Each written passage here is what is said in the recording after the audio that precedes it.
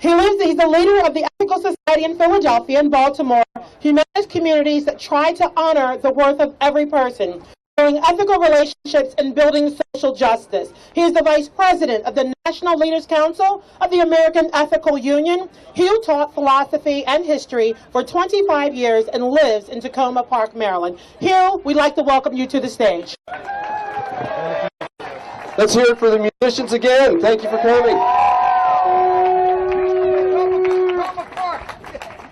So thank you for all coming today. I want to thank the walkers, first of all, marching down to Washington. Raise your hand if you're walking. You're doing the hard work. I look because you know you're going to face a lot of obstacles. You're going to face unpredictable weather, aching limbs, probably some blisters, maybe some catcalls from skeptics. And probably the biggest obstacle is going to be media distortion and public apathy. That's why you're marching. We have to change the mindset of this country. So I want to let you know that we thank you for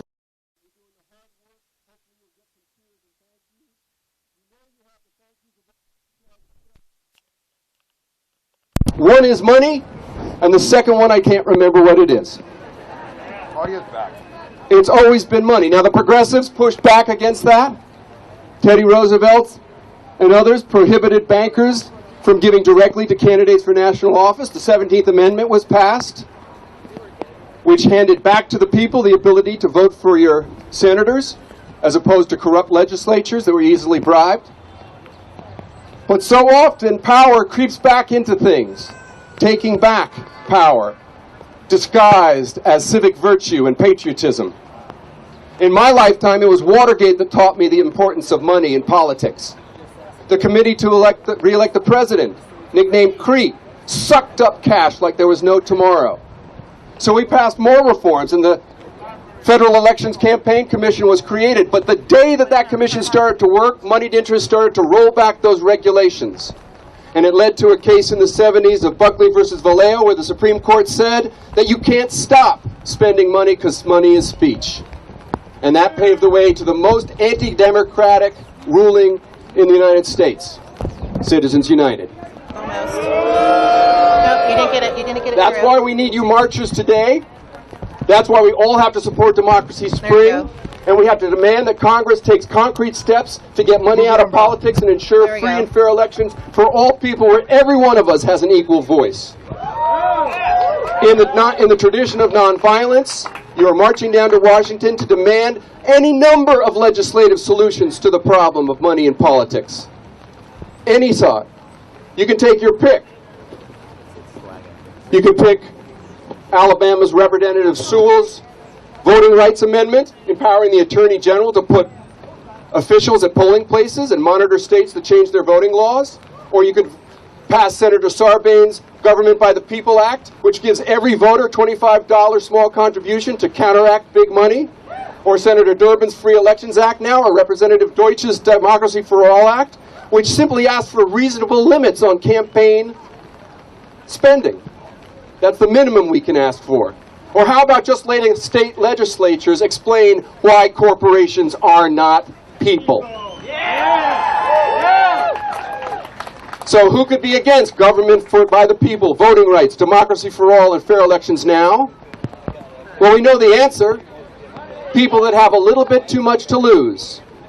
Those who own an inordinate amount of this country's wealth, who know that a vibrant democracy might ask them to share.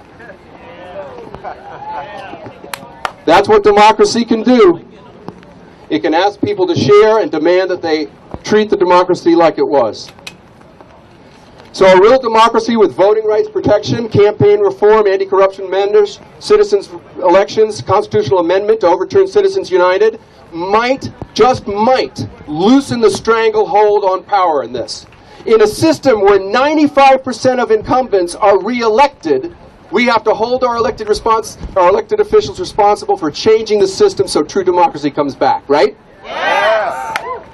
So can't we ask our elected officials to respect democracy, to have a political system where the inherent worth of every individual is respected, where the vote of each citizen matters more than money? Yes. Democracy is not just a system of voting. It is a way of life that respects each individual, and that way of life is in danger now. It needs all the marchers today, so we thank you again. It needs all of you here, but it needs more than all of us here. It needs people who aren't here. So tell your neighbors, tell your relatives, tell the people in your life. The march that begins today has to continue in all shapes and sizes, in all cities across this country, not just today, but tomorrow, next year, and the next decades. So thank you for walking towards a more perfect democracy. Thank you for keeping the American democratic dream alive. Good luck. Thank you. Thank you, Hugh Taft-Morales. Okay, next we have coming to the stage the poeticians, and shortly after that, Gabby